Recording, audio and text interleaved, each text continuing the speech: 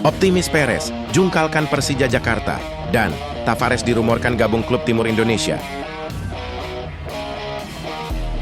Persebaya Surabaya mulai memainkan perang urat saraf jelang duel panas kontra Persija Jakarta di lanjutan Super League.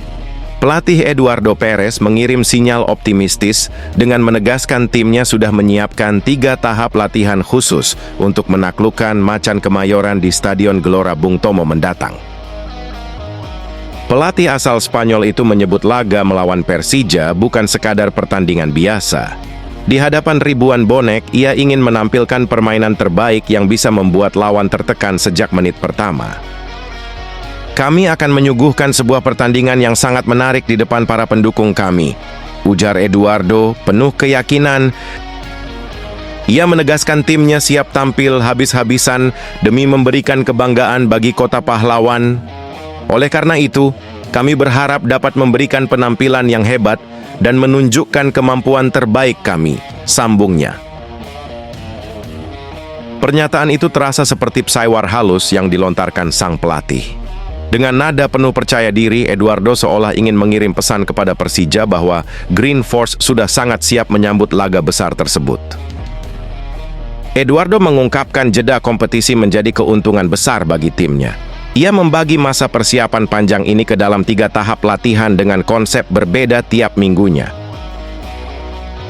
Lewat persiapan matang dan keyakinan kuat, Persebaya Surabaya optimistis bisa menundukkan Persija di laga bergengsi nanti.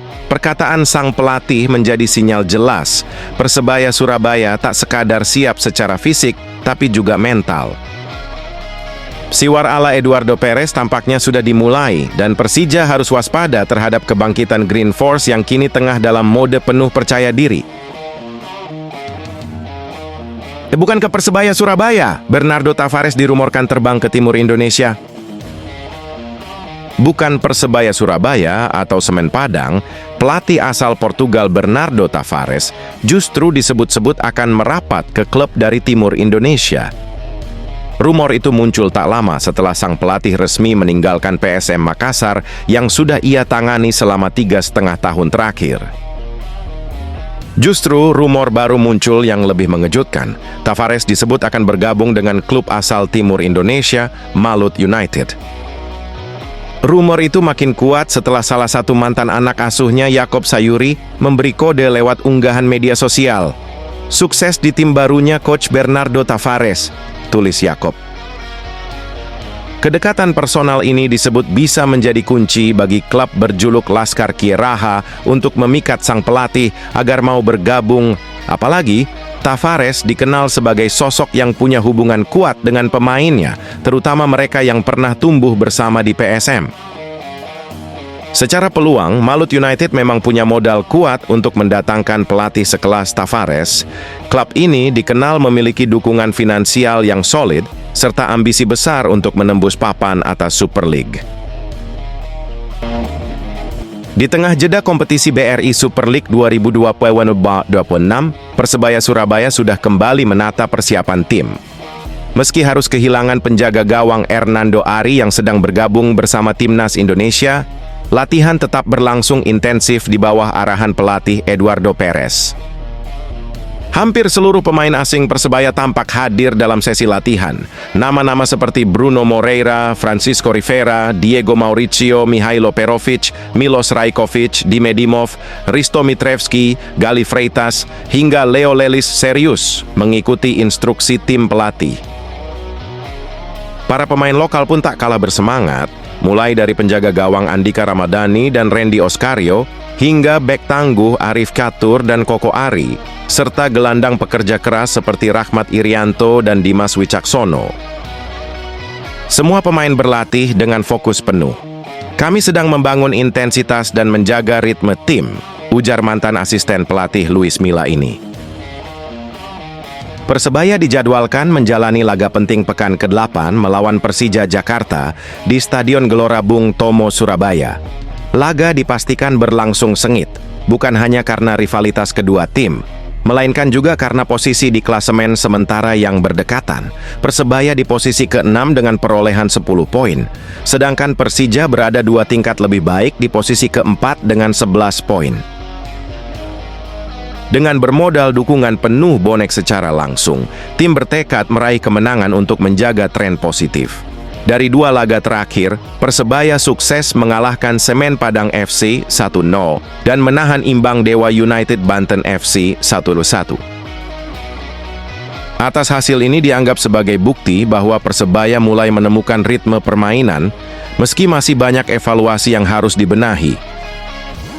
Untuk itu di awal musim disebut pelatih asal Spanyol itu sebagai fase adaptasi, karena banyak pemain baru, terutama pemain asing seperti Mihailo Perovic, Milos Rajkovic, dan Diego Mauricio yang masih berusaha menyesuaikan diri dengan atmosfer kompetisi di Indonesia. Musim ini memang menjadi proses untuk terus meningkatkan diri. Tetapi sejauh ini saya sangat senang dengan kinerja tim, ujar Eduardo Perez optimistis. Persebaya masih kacau. Perez buka suara soal penyebabnya. Persebaya Surabaya belum tampil konsisten dalam 6 pertandingan awal BRI Super League 2025-2026. Dari 6 laga tersebut, Bajul Ijo hanya meraih 3 kemenangan, 1 kali bermain imbang, dan 2 kali menelan kekalahan. Produktivitas gol juga terbilang rendah. Hingga pekan ke-6, Persebaya baru mencetak 8 gol. Dari jumlah itu, 2 diantaranya lahir lewat eksekusi penalti. Permainan tim asuhan Eduardo Perez kerap menuai sorotan. Banyak kalangan menilai skema yang diperagakan masih belum sesuai ekspektasi, bahkan terlihat monoton di beberapa laga. CEO Persebaya Azrul Ananda ikut melontarkan kritik keras. Ia menyebut performa Persebaya kurang memuaskan, meski saat itu tim berhasil menang tipis 1-0 atas Semen Padang di Stadion Gelora Bung Tomo. Hal ini terasa ironis karena di atas kertas, komposisi skuad musim ini jauh lebih mewah dibanding musim sebelumnya. Tahun lalu, Persebaya hanya diperkuat 6 pemain asing pada putaran pertama, lalu menambah 2 lagi di putaran kedua. Namun, di musim 2025-2026, Bajul Ijo bergerak agresif sejak awal kompetisi. Mereka langsung mengamankan jasa 10 pemain asing untuk memperkuat semua lini.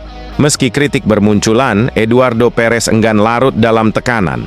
Pelatih asal Spanyol itu menegaskan dirinya tetap percaya dengan kualitas yang dimiliki anak asuhnya. Bagi saya sangat senang dengan para pemain yang saya miliki, kata pelatih asal Spanyol tersebut. Perez tak menutup mata bahwa Persebaya belum benar-benar stabil. Ia menyadari masih ada banyak pekerjaan rumah, terlebih skuad musim ini sebagian besar diisi wajah baru.